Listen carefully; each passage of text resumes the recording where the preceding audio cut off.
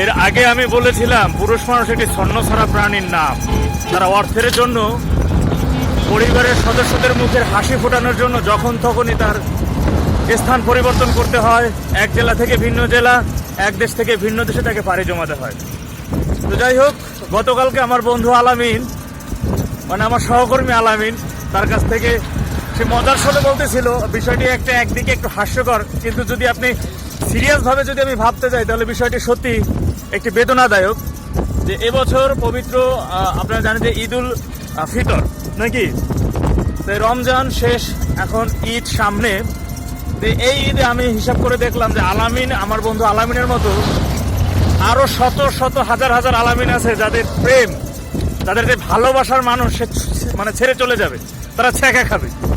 এর কারণ হচ্ছে হলো কি, আলামিন সাহেব আমাকে বলতেছিল যে ভাই, এবছর ঈদে তার যে মানে তার প্রেমিকের যে চাহিদা ছিল তাকে শপিং করে দেওয়া, মার্কেট করে দেওয়া, মানে প্রায় তাকে 15,000 টাকার একটা বাজেট ধরাই দিয়েছিল।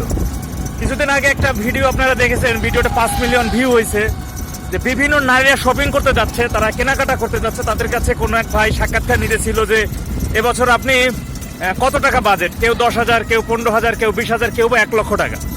আবার কিছু কিছু পুরুষদের সাক্ষাৎকার নেওয়া হচ্ছিল যে বছর ঈদে আপনার কত টাকা বাজেট। তাদের একটা উত্তর ছিল যে পরিবারের সদস্যদের দিয়ে পারতেছি না, আমার আবার কি এর বাজেট। অনেকে বা গ্রামে যাবে না, পরিবারের কাছে যাবে না ঈদ উদযাপন করতে। ঠিক এই আলামিন সাহেবের গার্লফ্রেন্ডের বাজেট ছিল 15,000 টাকা। আলামিন সাহেব তাকে টাকা দিবে, সে টাকা দিয়ে সে শপিং করবে, এবার ঈদে সে ঘুরবে। কিন্তু আলামিন সাহেব নাসর বান্দা, আজকে আর সামনে 3 দিনে 4 দিন আছে তার ঈদ, এখন পর্যন্ত সে তার গার্লফ্রেন্ডের 2,000 টাকাও দিতে পারে নাই। এখন তার গার্লফ্রেন্ড তো এই জন্য ফেলে ফুপে মানে কলা গাছ।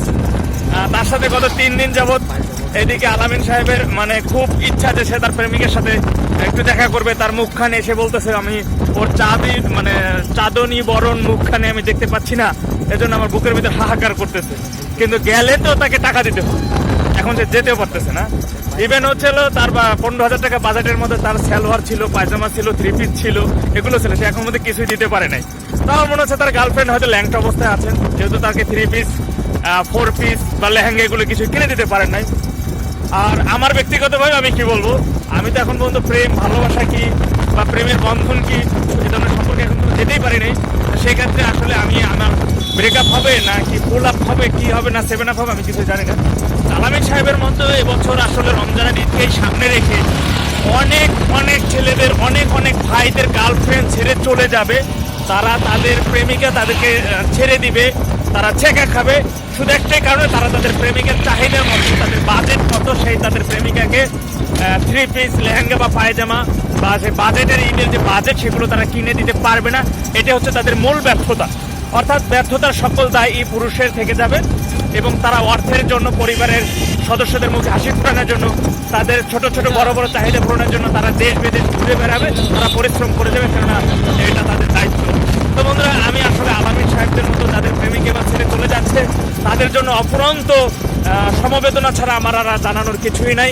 ভালো থাকুক পৃথিবীর সকল ছেঁকা খাওয়া প্রেমিকরা, ভালো থাকুক পৃথিবীর সকল পায়জামা সালোয়ার কিনে দেওয়ার আবদার করা সেই সকল নারী নামক প্রেমিকারা। আসসালামু আলাইকুম।